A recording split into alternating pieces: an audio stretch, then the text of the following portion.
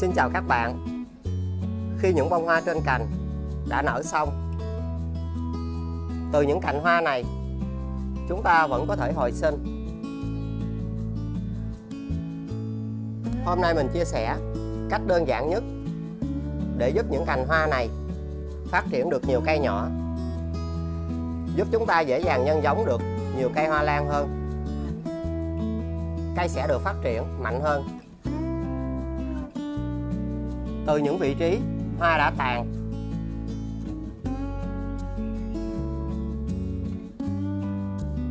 các bạn cắt ngang và chúng ta giữ lại những phần này. Đây là những phần sẽ hồi sinh thành những cây nhỏ. Chúng ta sẽ để cho phần này khô một cách tự nhiên. Và những phần này các bạn nên gỡ ra.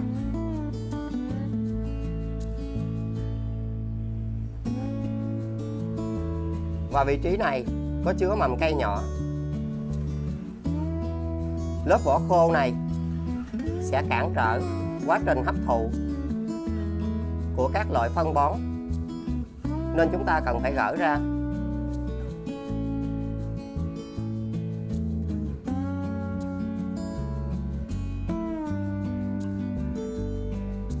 Vỏ cây lô hội có chứa nhiều vitamin và dưỡng chất, sẽ giúp cho những cây hoa lan của chúng ta rất dễ hồi sinh.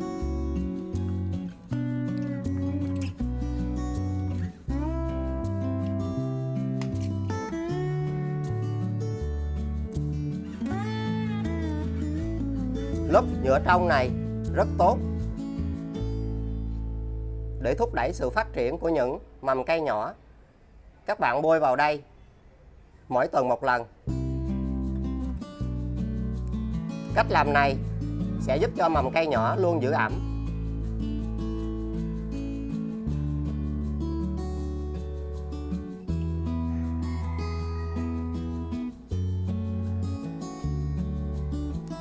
Sau đó hãy dùng những miếng bông nhỏ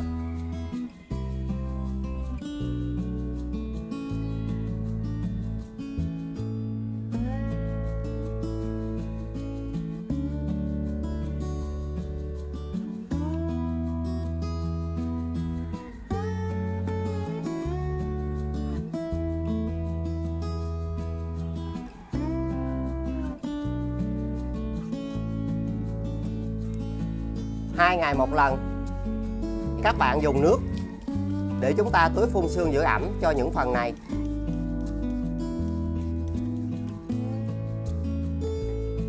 Khi được giữ ẩm thì những mầm cây nhỏ sẽ rất nhanh được hồi sinh. Khi những cây nhỏ đã bắt đầu phát triển, chúng ta cũng dùng nhựa cây lô hội. Các bạn hãy bôi vào đây mỗi tuần một lần.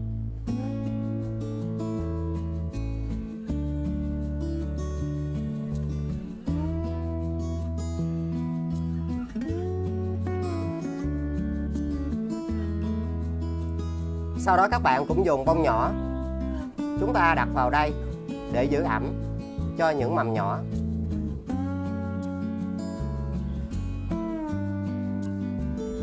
Tưới phun sương vào phần này.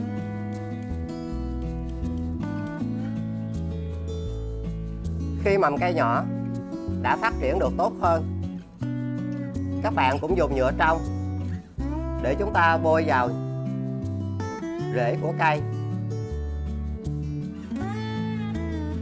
và những vị trí này.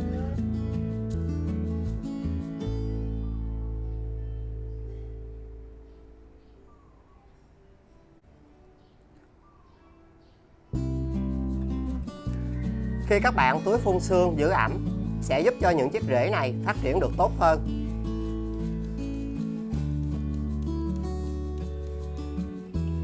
Và chúng ta hãy chờ cho những chiếc rễ này dài phát triển. Các bạn sẽ tách ra và đem cấy vào chậu mới, giúp cây phát triển tốt hơn ở môi trường bên ngoài. Và khi những cây nhỏ đã phát triển tốt hơn, chúng ta cũng làm điều tương tự.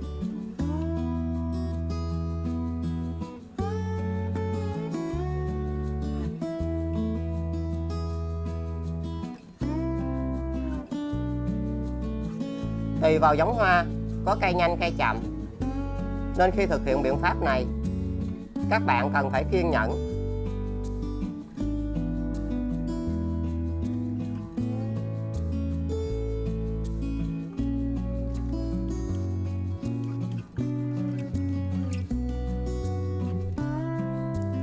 Sau đó chúng ta sẽ tận dụng phần này và thêm một đoạn nhỏ nữa.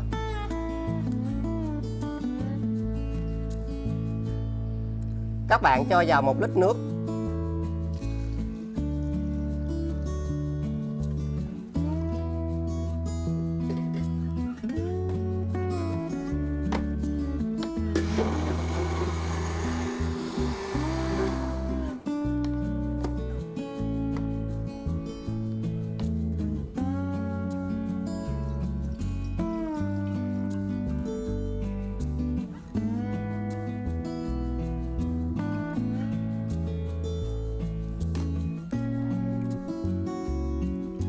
Đây chỉ là biện pháp để hỗ trợ, giúp cho những cây nhỏ mau phát triển. Chúng ta cần phải cung cấp dinh dưỡng đầy đủ, hấp thụ qua rễ của cây. Dinh dưỡng sẽ được vận chuyển lên cành hoa và cung cấp nguồn dinh dưỡng đầy đủ để giúp cho những cây nhỏ mau phát triển. Nên các bạn cần phải bón phân để thúc đẩy dinh dưỡng được vận chuyển tốt hơn. Chúng ta cần phải tưới nước để giữ ẩm cho chất trồng, giúp cây dễ dàng hấp thụ các loại phân bón.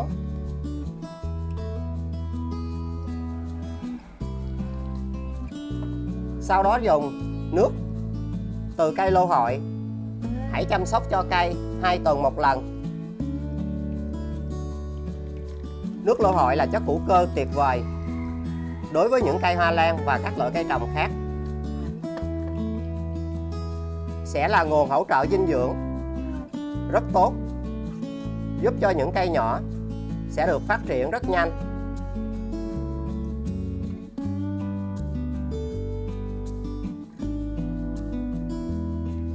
Chúng ta có thể dùng nước lô hội.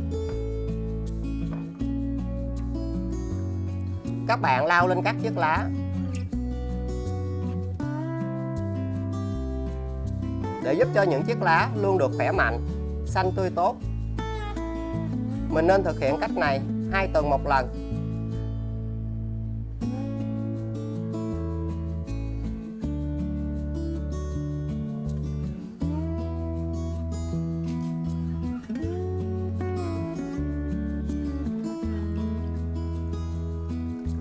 Khi chúng ta chăm sóc bằng nước lô hội, cây sẽ phát triển rất nhanh. Và đây là một chất hữu cơ rất bền vững, sẽ thúc đẩy sự phát triển rất nhanh ở những chiếc rễ.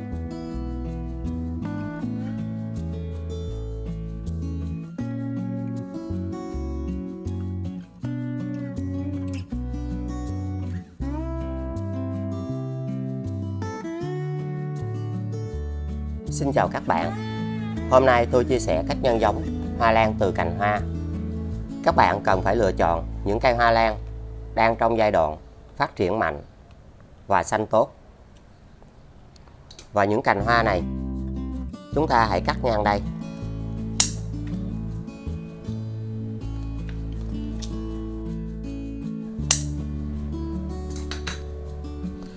Các bạn hãy lựa chọn những phần nhô lên của cành hoa.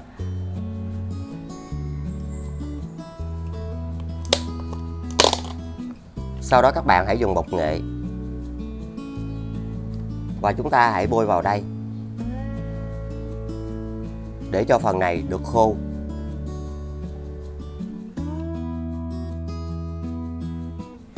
Các bạn hãy sử dụng một củ hành nhỏ. Nó có tính kháng khuẩn khử trùng và đặc biệt có chứa rất nhiều dưỡng chất giúp cho hoa lan đâm chồi phát triển rất nhanh. Và hãy sử dụng phần vỏ của một củ hành.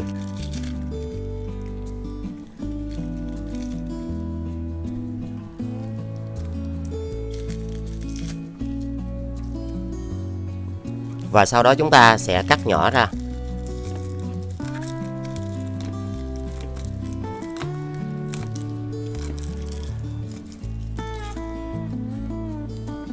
Các bạn cho tất cả vỏ hành này vào lò.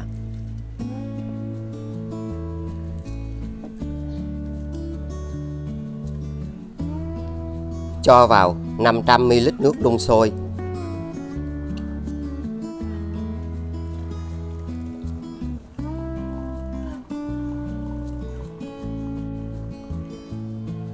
Và hãy chờ cho nước này nguội là chúng ta sẽ sử dụng được.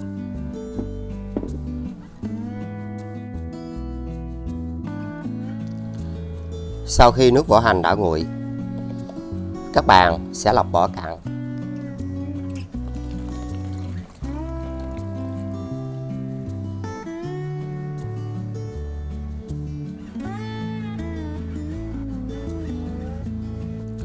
Và với cành hoa lan này, các bạn cần cắt lại một lần nữa để không làm dập vết cắt.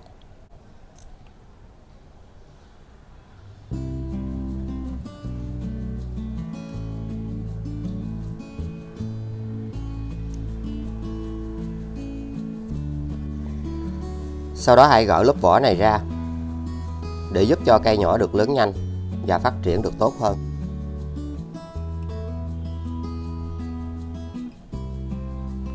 Và cây nhỏ sẽ được phát triển ngay tại đây.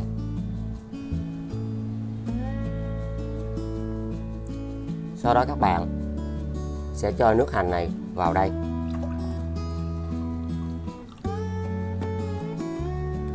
Và chúng ta sẽ đặt cành hoa lan vào. Các bạn sẽ để như thế này trong 25 phút.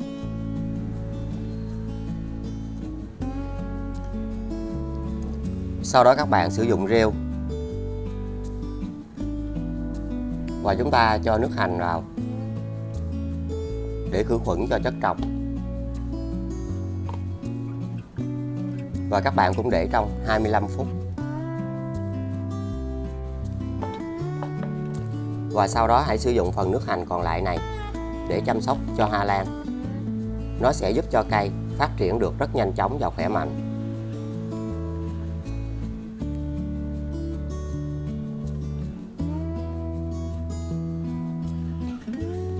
Hoa lan của các bạn sẽ luôn được xanh tốt hơn.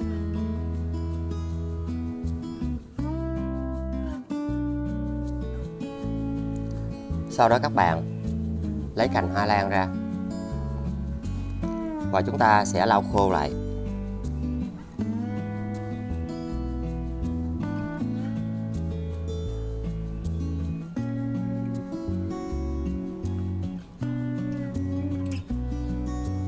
Và các bạn sử dụng một cây nến.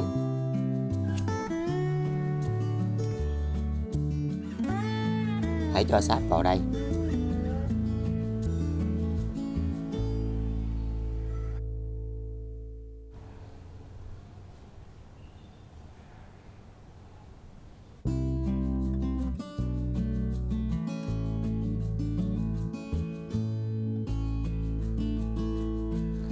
Và cách làm này nó sẽ giúp cho vết cắt không bị thấm nước.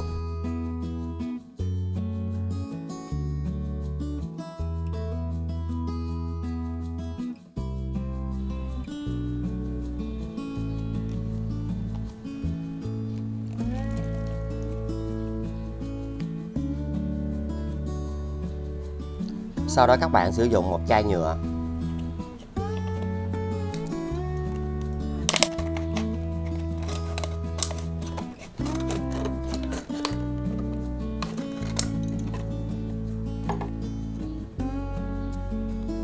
Và chúng ta hãy cho rêu vào đây.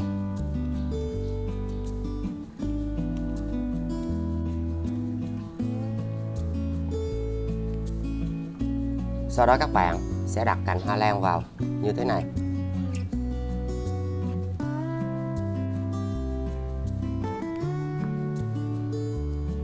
Hãy sử dụng nước máy đã được để 3 ngày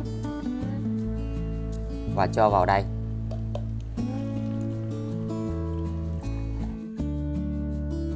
Khi nước ít, các bạn sẽ bổ sung thêm. Và chúng ta sẽ đặt vào như thế này. Sau đó các bạn sẽ dùng những nắp nhựa kín như thế này và đậy lại, đặt ở những nơi có ánh sáng và thoáng mát. và nước sẽ được bốc hơi lên để giúp cho rêu ẩm nhưng không quá ướt, tạo được một môi trường nhà kính thu nhỏ. Cây sẽ được hồi sinh và phát triển trên cành hoa rất nhanh.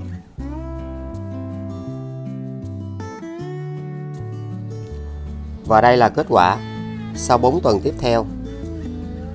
Hoa lan đã được phát triển và đã được hồi sinh.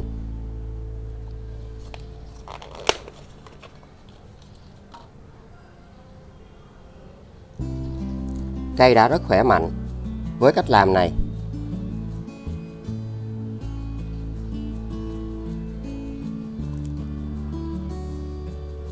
khi các bạn đặt vào chậu cây và chúng ta sẽ thực hiện việc nhân giống như thế này, sẽ rất dễ dàng cho những cây hoa lan được hồi sinh.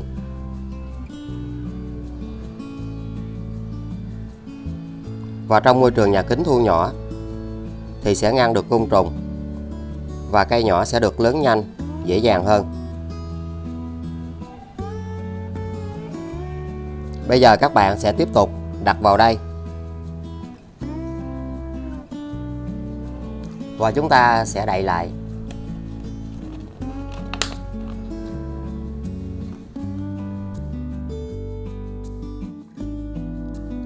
Và đây là kết quả sau 2 tháng tiếp theo. Hoa lan nhỏ đã được phát triển rất tốt. Một phương pháp rất tuyệt vời để các bạn dễ dàng nhân giống được những cây hoa lan.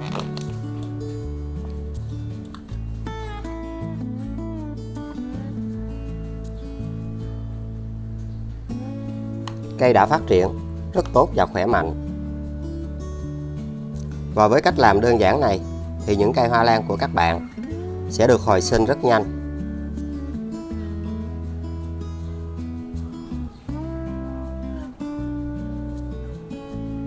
Mình luôn có chia sẻ nhiều phương pháp. Các bạn có thể xem và hãy lựa chọn những phương pháp nào phù hợp nhất. Bây giờ chúng ta sẽ rất yên tâm để trồng lại, giúp cây hoa lan này sẽ được phát triển nhanh hơn. Và mình sẽ trồng lại cây với vỏ thông.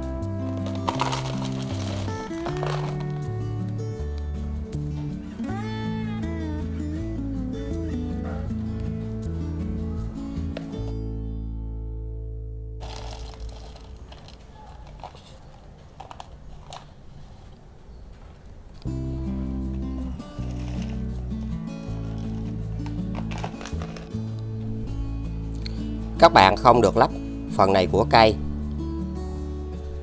Sau đó các bạn sẽ cho thêm một ít rêu vào để giúp cho chậu cây được giữ ẩm.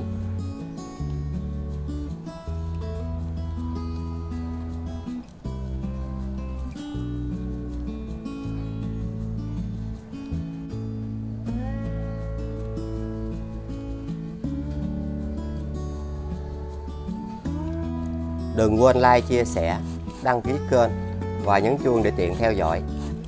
Xin chào và hẹn gặp lại. Chúc các bạn luôn thành công.